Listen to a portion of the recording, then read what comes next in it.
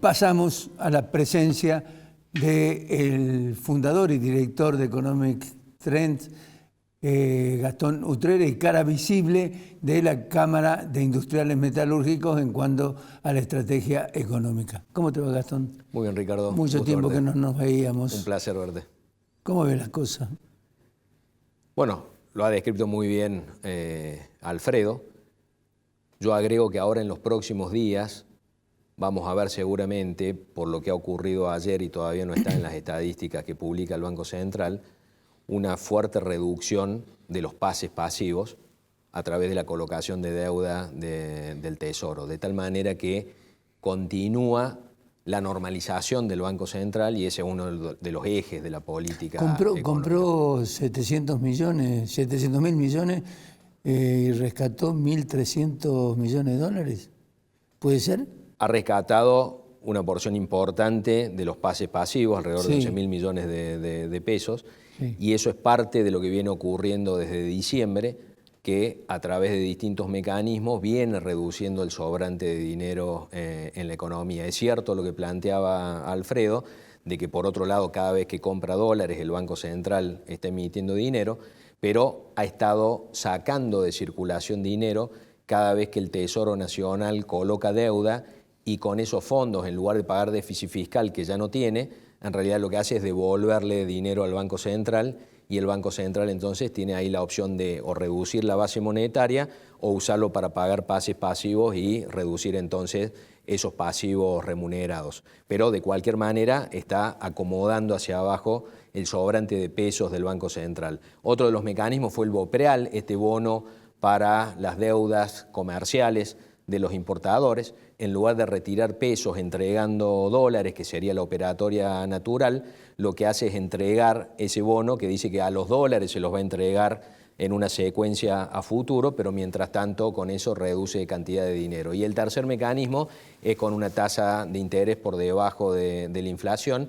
Eso va haciendo ahora no que se reduzca nominalmente, pero sí cuando uno ajusta por inflación, cuando uno calcula en términos reales, se viene licuando esa cantidad de dinero. Eso forma parte de la normalización del Banco Central. La otra parte de la política económica es la reducción del déficit fiscal, que en realidad lo hizo desaparecer completamente el primer mes, de una manera que claramente no es sostenible en el tiempo, pero que la ha utilizado el gobierno para negociar con los gobernadores, para ponerse en una posición fiscal de menos urgencia a la nación que las provincias y de esa manera negociar el paquete fiscal y la ley de bases, pero en algún momento a lo largo del año tendrá que cambiar esa composición del ajuste fiscal para evitar los impactos negativos, por ejemplo, en el poder adquisitivo de las jubilaciones y para incluso lograr un nuevo acuerdo con el Fondo Monetario Internacional que le viene planteando, entre otras cosas, fundamentalmente la composición de ese ajuste fiscal.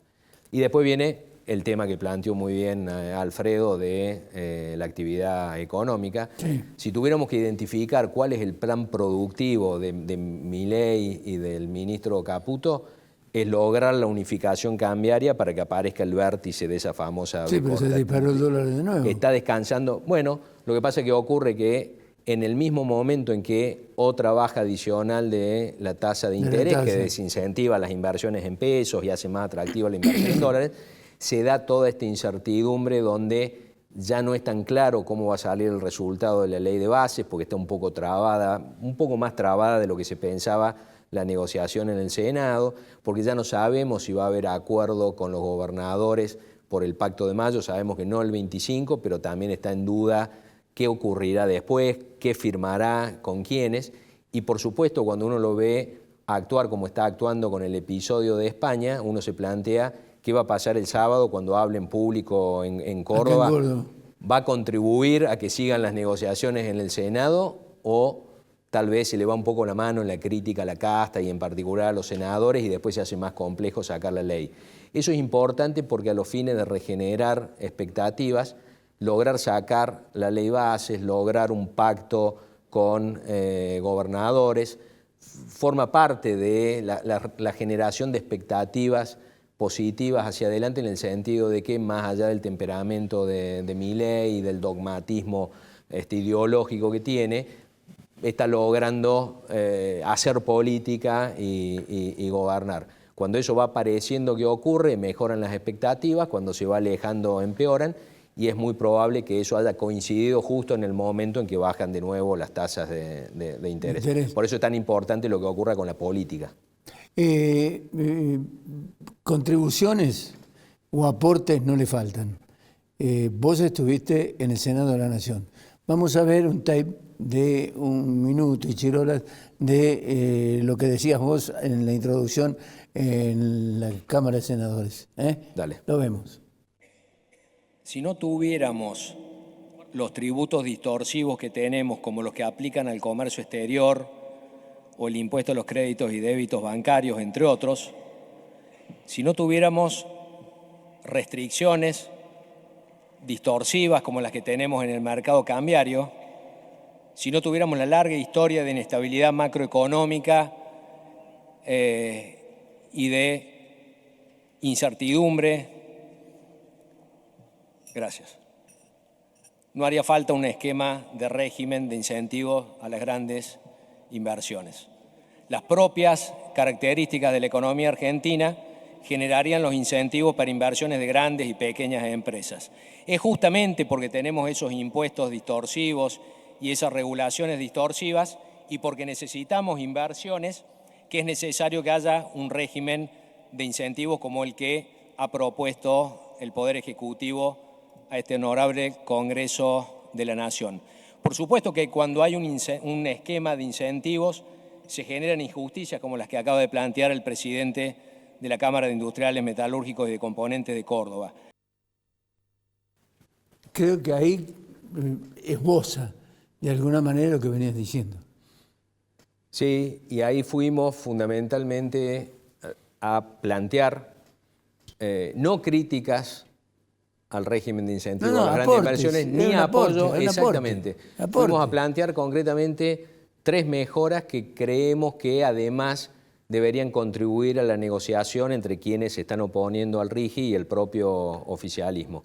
Porque ahí yo estaba planteando que cualquier régimen de incentivos es injusto, la única forma de que no fuera injusto es no le demos los beneficios a nadie, claro, sería justo, pero prevalecería el statu quo que queremos cambiar, o dárselo a todos, sería realmente muy bueno porque las condiciones que plantea el RIGI, si nos ponemos a analizar, son las que aspiramos todos a tener en el sector privado, en la economía argentina, pero hoy no es viable fiscalmente, con lo cual, en la medida en que haya un régimen de incentivo a las inversiones, lo que tenemos que lograr no es que sea justo, sino que no genere perjuicios a las empresas argentinas. El principal perjuicio es si esos beneficios fiscales se utilizan para competir en el mercado interno, por ejemplo, que viniera una terminal automotriz y con esos beneficios compite en el mercado interno, desplaza a la oferta actual, y resultaría absurdo que el Estado perdiera recursos de lo que deja de tributar la empresa desplazada y que no puede recuperar con la empresa que la está desplazando porque tiene los beneficios fiscales.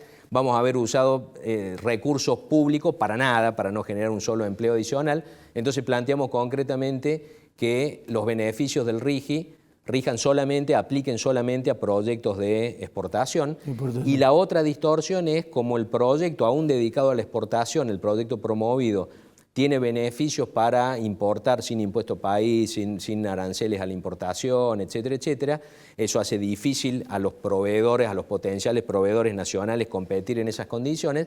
Planteamos que esos beneficios se trasladen automáticamente a los proveedores nacionales de esos proyectos promovidos porque eso no distorsiona los incentivos que se le generan a la gran inversión, no tiene impacto fiscal negativo porque es cierto que no se le cobran aranceles a la importación del fabricante nacional, la importación de materias primas, de insumos, etcétera, etcétera, pero a fin de cuentas tampoco se le iba a cobrar a la empresa grande por el producto final. Al contrario, tendría impacto fiscal positivo porque la sustitución de importaciones tributa mientras que la importación no, y generaría un saldo positivo en el mercado cambiario, ya que el monto de la importación de partes es más chico que el monto del bien final. Y eso permitiría que el desarrollo de estas grandes inversiones también derramara en industria y en empleo nacional. Precisamente ahí. En el empleo, vos participaste también en una reunión de en la Cámara de Diputados. Claro, en el plenario, en la Comisión de Legislación del Trabajo. Vamos a un tape de lo que decías, Max. Un sistema indemnizatorio como el argentino genera dos fuerzas contrapuestas en las empresas. Por un lado, el transcurso del tiempo va aumentando la antigüedad promedio del personal y con ello va aumentando el monto de las indemnizaciones potenciales y por lo tanto la empresa va acumulando pasivos contingentes laborales. Por otro lado, en sentido contrario, juega la rotación laboral, que reduce la antigüedad promedio porque sustituye un trabajador que se retira con su antigüedad e ingresa un trabajador sin antigüedad. Y por lo tanto eso juega en sentido contrario, bajando los pasivos contingentes laborales. En una pequeña y mediana empresa con baja rotación, como ocurre en muchos sectores, especialmente en sectores industriales, el primer efecto es más grande que el segundo y por lo tanto la empresa va acumulando pasivos contingentes laborales. Si el proceso productivo es mano de obra intensiva, más rápido llega el momento en el cual esos pasivos contingentes laborales valen lo mismo o más que el valor de los activos de la empresa y por lo tanto se licuó totalmente el valor de la empresa. Las indemnizaciones agravadas de las leyes 24013, 25323 y 25345 lo único que hacen es acelerar ese proceso. Licúan el valor de las pequeñas y medianas empresas tanto más cuanto más mano de obra intensiva sean y tanto más cuanto menor sea la tasa de rotación. Es decir, perjudica a las empresas que Argentina necesita para crear empleo y sostenerlo en el tiempo. Recién necesita de eso. Sí, la economía necesita de eso para generar empleo y para generar empleo en blanco. Y ese fragmento que pusiste es muy importante porque la batalla por la que fuimos a diputados es por esas indemnizaciones agravadas, claro, y porque viene siendo planteado de una manera equivocada. Los abogados laboralistas le llaman esas indemnizaciones agravadas multas. Entonces, cuando uno le plantea a la sociedad que para generar empleo tiene que eliminar multas para el empresario que contrata en negro, resulta inaceptable eso, por supuesto. Pero el planteo es, sí, no estamos eliminando multas que castigan al empresario que tiene empleados en negro. Lo que estamos haciendo es eliminar una distorsión del régimen indemnizatorio que se hizo con 3 leyes en los 90 para tratar de desincentivar el empleo informal que hoy en 2/3 está concentrado en unidades productivas de hasta 5 trabajadores, donde esas indemnizaciones agravadas no mueven la aguja en términos de desincentivo a la informalidad laboral, pero le generan ese proceso que mencionaba de aumento de los pasivos contingentes que licúa el valor de las empresas y justamente de las empresas que más necesitamos para generar y sostener empleo, que son pequeñas o medianas empresas con baja rotación laboral, es decir, las que tienden a retener más a la gente, con procesos productivos mano de obra intensiva, o sea, los que generan más empleo. Esas son justamente, por el proceso que describí ahí, las más perjudicadas por esta distorsión en el régimen indemnizatorio. Claro, porque 5 empleados de mucha antigüedad te liquidan el activo, el patrimonio de la empresa, si los tenés que despedir. Bueno, y aún antes de que llegue el momento de despedir, lo que es la parte visible de empresas que se terminan fundiendo cuando tienen juicios laborales, mucho antes de eso, el problema es que la empresa no vale nada a los fines de venderla, no vale nada a los fines de buscar crédito. Claro. Entonces lo planteamos de una manera que incluso diputados muy incisivos de la izquierda y del kirchnerismo no tuvieron forma de contraargumentar esto que está acá, cuando para cualquiera que plantee cuestiones mucho más genéricas de costos laborales, litigiosidad laboral, por supuesto, atacan discursivamente e incluso hasta con muy buenos argumentos, pero esto es incontrastable. El problema acá no es hacerle fácil las cosas al que genera empleo informal, al que contrata en negro. Esto es ayudar a las pymes que generan empleo en blanco, pero cuyas empresas terminan no valiendo nada por estos pasivos contingentes, y en todo caso concentremos el esfuerzo en la fiscalización y tal vez en incentivos fiscales en el lugar donde está concentrado el empleo informal por cuestiones que tienen más que ver con la evasión tributaria que con lo propiamente laboral. Ante el planteo de, bueno, pero AFIP no controla suficientemente, bueno, pero arreglemos el problema y no distorsionemos el régimen indemnizatorio generando un problema muy, muy grande. Es muy importante plantearlo en estos términos, si no cualquiera que esté escuchando piensa, pero ¿qué está defendiendo esta gente? Que se le saquen multas a quienes contratan en negro. Bueno, el que contrata en negro ya tiene suficiente potencial penalidad cuando la ley 11683 faculta a la Administración Federal de Ingresos Públicos a ir contra esa empresa y cobrarle hasta 6 veces los montos evadidos en términos de contribuciones patronales, aportes, etcétera, etcétera. Con lo cual está suficientemente castigado, penalizado. No se requiere distorsionar el régimen indemnizatorio para tratar de contrarrestar o de penalizar eso. Esa fue la argumentación que planteamos y entiendo que es una batalla ganada porque terminó saliendo, había muchos diputados que previamente no estaban convencidos, al contrario, creían el propio proyecto que presenta la UCR al Gobierno Nacional contenía indemnizaciones agravadas, pero el dictamen que salió de diputados en abril salió con derogación total de las indemnizaciones agravadas, eso ya tiene media sanción y todos estamos viendo lo que se está discutiendo en el Senado. No se estaría discutiendo eso, está más concentrado en el RIGI, por lo primero que hablamos, y en otras cuestiones de la ley, de una ley tan compleja como la ley de bases. Sintéticamente, una opinión general de lo que pasa. De lo que está pasando con, la economía. Con la economía.